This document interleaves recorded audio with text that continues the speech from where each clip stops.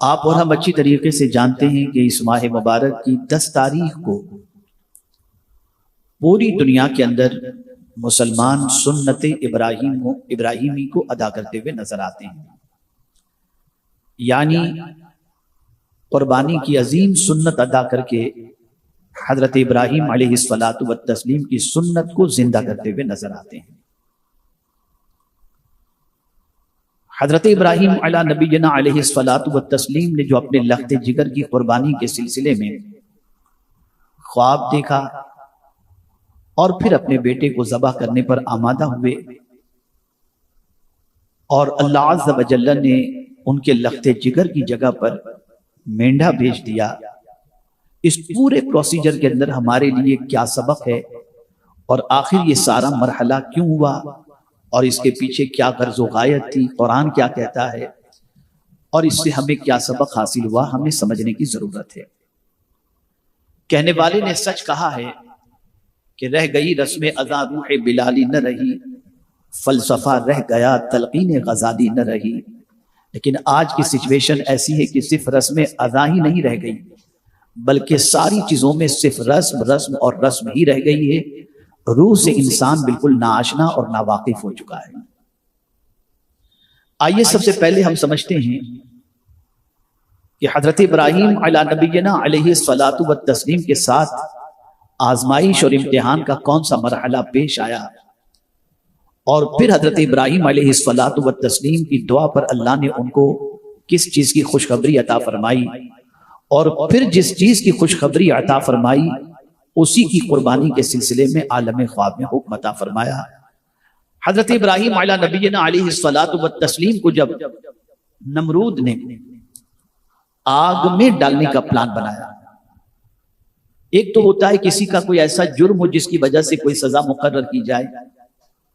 دنیا میں بہت سارے جرائم کی بہت ساری سزائیں ہیں، لیکن جب ہم قرآن کا مطالعہ کرتے ہیں اور حضرت ابراہیم علیہ الصلوۃ والتسلیم کے جرم کو تلاش کرنے کی کوشش کرتے ہیں کہ وہ کون سا جرم تھا جس کی بنیاد پر حضرت ابراہیم علیہ السلام کے لیے آگ تیار کی گئی، تو اسی نتیجے پر پہنچتے ہیں کہ جسے دنیا جرم تصور کر رہی تھی وہ جرم نہیں، وہ سچائی کی دعوت تھی جس کی سزا حضرت ابراہیم کو دی جا رہی تھی۔ حضرت ابراہیم علی نبینا علیہ الصلوۃ والتسلیم اللہ کی طرف بلا رہے تھے، حق کی طرف بلا رہے تھے، دعوت توحید کی طرف بلا رہے تھے۔ اس دعوت توحید کو نہ برداشت کر کے تاریخ یہ بتاتی ہے کہ حضرت آدم علیہ الصلوۃ والتسلیم کے بعد حضرت نوح علیہ الصلوۃ والتسلیم کی زندگی پاک سے لے کر محمد عربی صلی اللہ علیہ وسلم کی حیات طیبہ تک اگر آپ دیکھیں تو جب کسی نے اللہ کی طرف بلایا اسے مشکلوں کا سامنا کرنا پڑا۔ نار نمرود جلائی گئی، حضرت ابراہیم علیہ الصلوۃ والتسلیم کو اس آگ کے اندر منجنیق کے ذریعے پھینکنے کا پروگرام بنایا گیا، لیکن قربان جائیے جو اس راہ کا مسافر ہوتا ہے اس کو ایک مزاج حضرت ابراہیم کی زندگی سے ملتا ہے، ان راستوں میں پھول کی تلاش مت کرنا، یہ راستے کانٹے سے بھرے ہوئے ہیں۔ ہو سکتا ہے کہ تم اپنے کردار میں کسی اعتبار سے سچے ہو، لیکن نبی کی طرف معصوم تو نہیں ہو سکتے۔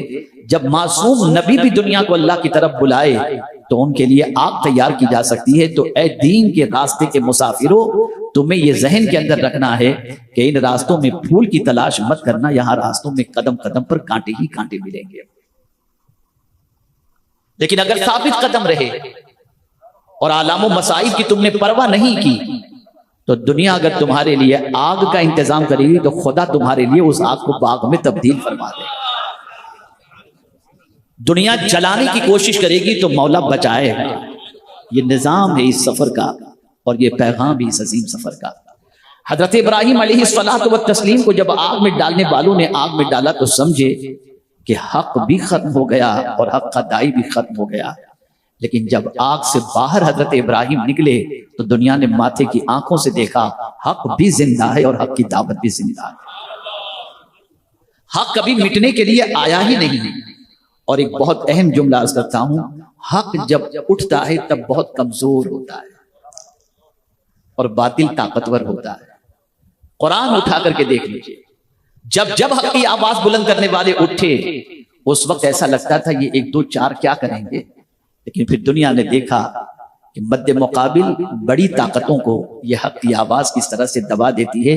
گویا یہ پیغام مل رہا ہے، اے حق کی دعوت لے کر اٹھنے والوں، خود کو کبھی کمزور نہ سمجھنا، جس خدا کی دعوت دینے کے لیے تم اٹھے ہو اس کی مدد تمہیں قدم قدم پر میسر ہوتی رہے گی۔ میرے پیارے آقا صلی اللہ علیہ وسلم کے پیارے دیوانوں، تو حضرت ابراہیم علیہ الصلوۃ والتسلیم کے لیے آگ باغ میں تبدیل ہو گئی، لیکن ایک اللہ کے بندے کو بندگی رب سے دلچسپی ہوتی ہے، وہ ہر چیز گوارا کر سکتا ہے، لیکن اللہ کی بندگی کرنے کو نہ ملے یا اس میں کوئی رکاوٹ پیدا ہو وہ اسے برداشت نہیں کر سکتا۔ جب حضرت ابراہیم علیہ الصلوۃ والتسلیم نے یہ محسوس کیا کہ اب یہ لوگ دشمنی میں اتنے آگے نکل چکے ہیں کہ میرے لیے آگ جلا رہے ہیں، مجھے عبادت کرنے نہیں دیتے، مجھ سے ان کو بے پناہ تکلیف ہے، تو قرآن کہتا ہے کہ حضرت ابراہیم علیہ السلام نے پھر اس شہر کو چھوڑ کر کہیں جانے کا ارادہ کیا۔ کس وجہ سے؟ کہ وہاں ان کو کھل کر عبادت کرنے نہیں ملتی تھی، تو آپ نے اپنے رب کی بارگاہ میں عرض کیا، مولا ایسی جگہ مجھے بھیجنے کی ہدایت عطا فرما جہاں جی بھر کر میں تیری بندگی کر سکوں۔ قرآن کہتا ہے وقال ان ربی وقال انی ذاہب الی ربی سیہدین۔ حضرت ابراہیم علیہ الصلوۃ والتسلیم نے کہا کہ میں اس طرف جانے والا ہوں، میں اپنے رب کی طرف جانے والا ہوں، اور ان قریب میرا رب مجھے راستہ دکھائے گا، مجھے ہدایت عطا فرمائے گا۔ تو رب قدیر نے ملک شام بیت المقدس کی طرف جانے کا اشارہ دیا، اور حضرت ابراہیم علیہ الصلوۃ والتسلیم وہاں کے لیے عازم سفر ہوئے۔ لیکن ایک مسئلہ تھا، اجنبی علاقہ، لوگ وہاں پر نہیں، تو ظاہر سی بات ہے کوئی ایسا بھی تو ہو جس کے ساتھ بات کر کے تھوڑا سا دل بہلے، اور ایسا بھی نہ ہو کہ ساتھ چھوڑ کے چلا جائے۔ تو حضرت ابراہیم علیہ الصلوۃ والتسلیم نے اپنی 80 سالہ عمر کے اندر اللہ کی بارگاہ میں وہ سوال کیا جو آج کے دور کا کوئی 80 سالہ سوال کر ہی نہیں سکتا، اور یہاں بھی حضرت ابراہیم علیہ السلام نے ایک پیغام دیا، کبھی خود کو مت دیکھنا، حالات کو مت دیکھنا، جس خدا کے بندے ہو اس کی قوت و طاقت کو پیش نظر رکھنا۔ بڑھاپے کی عمر کے اندر دعا کرتے ہیں رب ہب لی من الصالحین، اے اللہ مجھے نیک بیٹا عطا فرما۔ 80 سال کی عمر، بڑھاپے کی دہلیز پر قدم رکھ چکے ہیں، بیٹا کیوں مانگا؟ تاکہ دل بہلے، انسیت ہو، محبت ہو، کوئی دل بہلانے والا ہو۔ اللہ اکبر۔ لیکن ساتھ ہی ساتھ ایک دعا بڑی جامع عطا فرمائی کہ کبھی بھی اے اللہ ہمیں بیٹا عطا فرما۔ صرف اتنی دعا نہ کرنا، لفظ صالحین ہمیں سبق دے رہا ہے کہ جب بھی اولاد کے لیے دعا کرو تو نیک اولاد کے لیے دعا کرو۔ کبھی کبھی یہی اولاد اگر غلط راستے کی مسافر ہو جائے تو ہمارا جینا مشکل ہو جاتا ہے۔ جس بیٹے کو بڑے ناز و نعم سے پالا وہی بیٹا ماتھے کا کلنگ بن جاتا ہے۔ جس بیٹے کے لیے رات و دن محنت و مشقت کی وہی بیٹا جینا دشوار کر دیتا ہے۔ جس بیٹے کے لیے جوانی کو محسوس نہیں کیا وہی بیٹا بڑھاپے کے اندر تکلیف کا ذریعہ بن جاتا ہے۔ اس لیے جب بھی دعا کرو تو اللہ کی بارگاہ کے اندر صالح اولاد کی دعا کرو۔ میرے پیارے آقا صلی اللہ علیہ وسلم کے پیارے دیوانوں، لفظ صالحین کے اندر اتنی طاقت ہے، اتنی قوت ہے، اور لفظ صالحین کے اندر اتنی جامعیت ہے کہ میں سمجھتا ہوں اس سے بہتر کوئی لفظ تھا ہی نہیں جو حضرت ابراہیم استعمال کرتے۔ انہوں نے صالحین کا لفظ استعمال کر کے یہ بتا دیا کہ اگر تم جاننا چاہتے ہو کہ لفظ صالح کیا ہے تو قرآن اٹھا کر کے دیکھو، ان کا پیغام تمہیں ملے گا کہ لفظ صالح کے اندر اتنی جامعیت ہے کہ اللہ کے برگزیدہ بندے بھی جینا چاہتے ہیں تو صالحین کے ساتھ، اور مرنا بھی چاہتے ہیں تو صالحین کے ساتھ مرنا چاہتے ہیں۔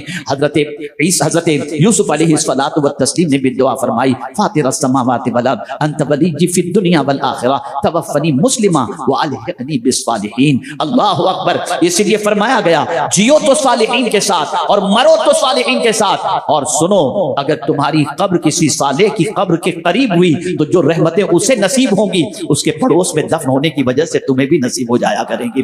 صالحین بہت عظیم چیز ہے، صالح بہت عظیم صفت ہے۔ تو حضرت ابراہیم علیہ السلام نے اپنے بیٹے کے لیے صرف دعا نہیں فرمائی بلکہ دعا کی تو یہ دعا کی، اے اللہ مجھے نیک بیٹا عطا فرما۔ اللہ اکبر۔ نبی کی دعا تھی، اللہ رب العزت جل جلالہ نے دعا بھی قبول فرمائی اور معنی فوراً فرمایا فبشرناہ بغلام حلیم، اللہ فرماتے ہیں ہم نے ان کو ایک بیٹے کی اور بردبار بیٹے کی ہم نے ان کو خوشخبری سنائی۔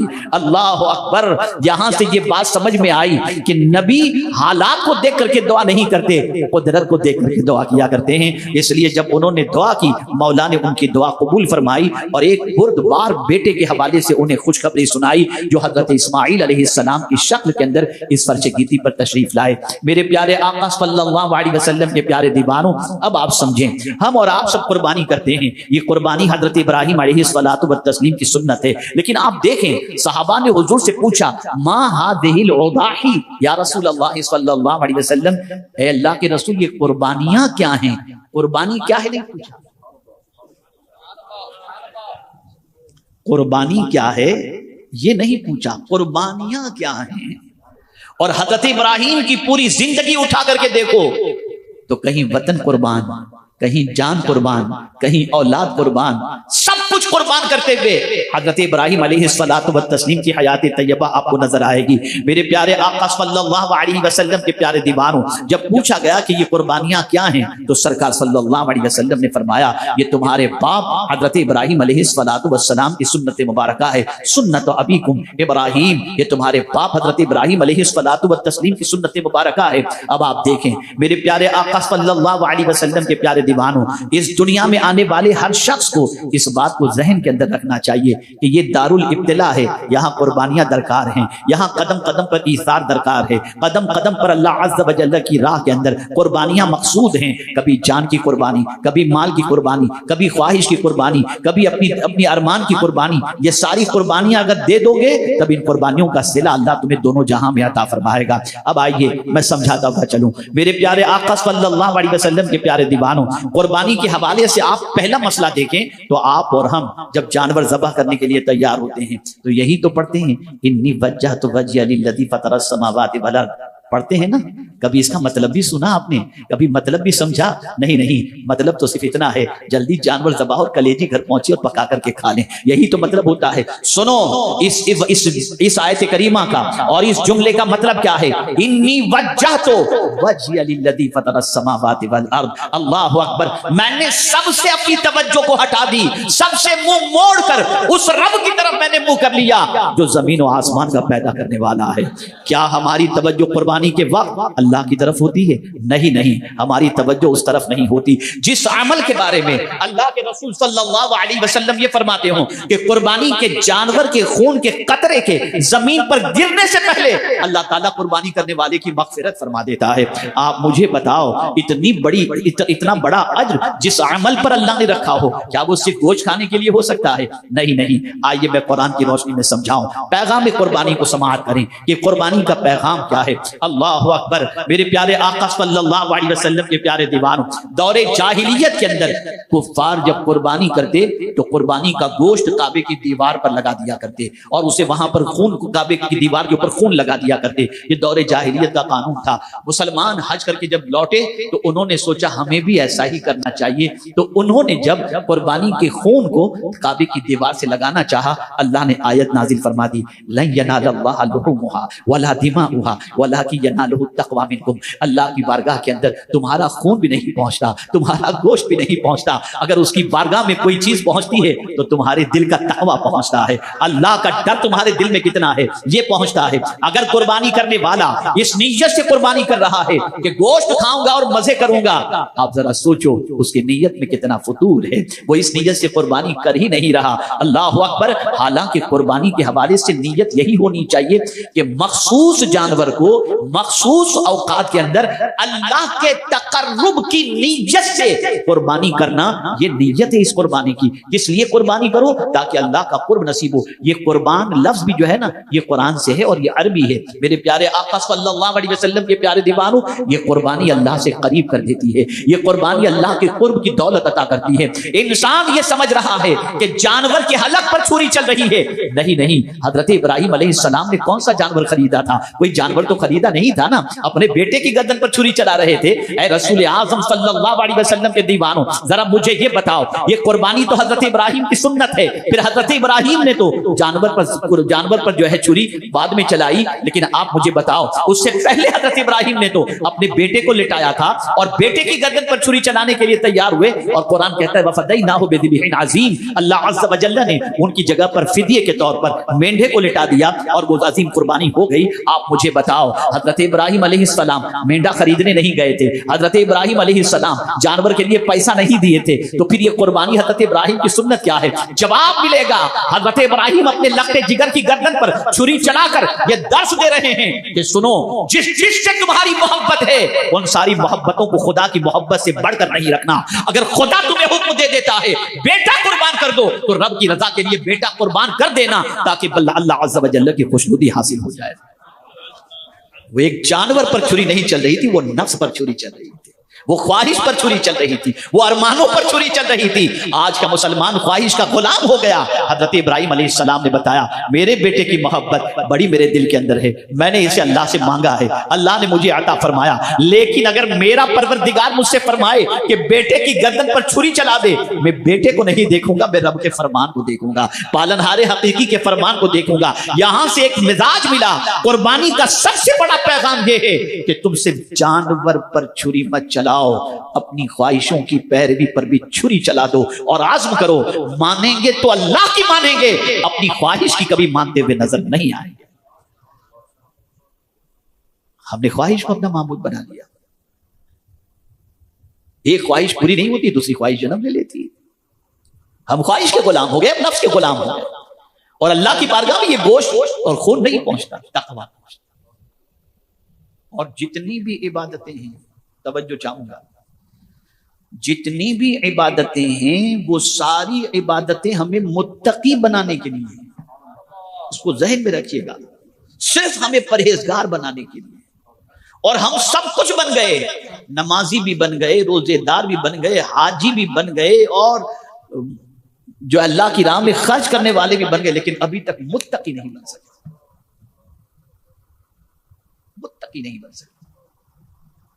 जिस मकसद के लिए इबादतें हैं वो मकसद हम हासिल नहीं कर सकते। क्या कभी आपने माह रमजान के रोजे के मकसद को देखा? कुतिबा अलैकुमुस सियाम कमा कुतिबा अलल लज़ीना मिन क़ब्लिकुम लअल्लकुम तत्तक़ून। रोजे इसलिए फर्ज किए गए ताकि तुम परहेजगार बन जाओ, ताकि तुम मुत्तकी बन जाओ। सफर हज के लिए जा रहे हो, ज़ादे सफर लेकर के जा रहे हो, लिबास पहन करके जा रहे हो, वहां भी कुरान कहता है अगर तुम जानना चाहते हो कि तुम्हारा हज के सफर के अंदर ज़ादे सफर सामान्य सफर कौन सा बेहतर है, तो कुरान कहता है कि सामान्य सफर के अंदर तकवा ये सबसे बेहतरीन ज़ादे सफर है, और लिबास जो है वह लिबासु तकवा खैर, तकवा का लिबास सबसे बेहतर लिबास है। लेकिन अफसोस के साथ ये कहना पड़ता है कि आज तक हम मुत्तकी बन ही नहीं सके।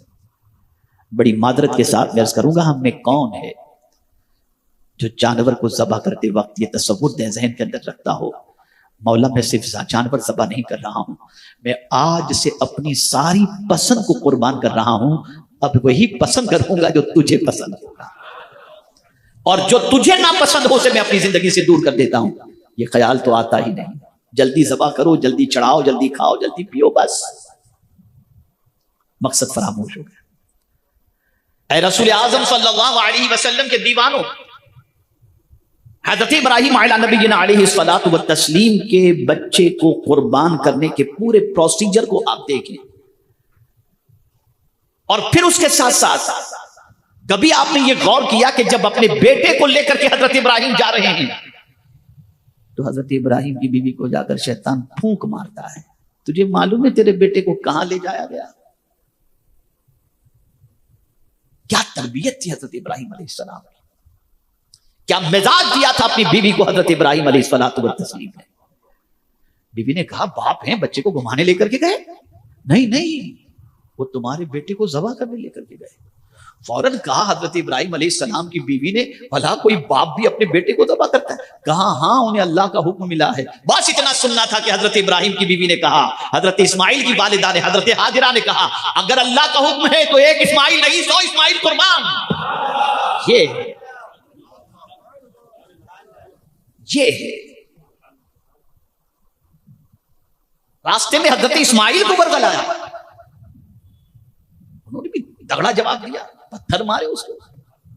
یہ مزاج ہے. اور پھر جب اپنے بیٹے کے سامنے اپنے خواب کا ذکر حضرت ابراہیم علیہ السلام نے فرمایا، انی ارا فی المنام انی اذبحک فانظر ماذا تری، انشاءاللہ اس پر تفصیلی گفتگو جمعہ میں کروں گا، اس کے مختلف نکات کہ بیٹے سے آپ نے یہ کیوں فرمایا، نبی کے خواب کی پوزیشن کیا ہوتی. میں صفات سبق پیغام قربانی آپ کو دے دوں. بیٹے سے کہہ رہے ہیں کہ میں نے خواب میں دیکھا کہ تجھے ذبح کرتا ہوں، بیٹے تیری کیا رائے ہے؟ ذرا کہہ کر دیکھیے اپنے بیٹے کو آج کے دور میں، ذرا کہہ کر دیکھیے، گھر چھوڑ کے بھاگ جائے گا اور نہ جانے کتنوں سے شکایت کرے گا، میرا باپ بڑا ظالم ہے، مجھے ذبح کرنے کی بات کر رہا ہے. یار رہنا دشوار ہے نا، ہوگا کہ نہیں؟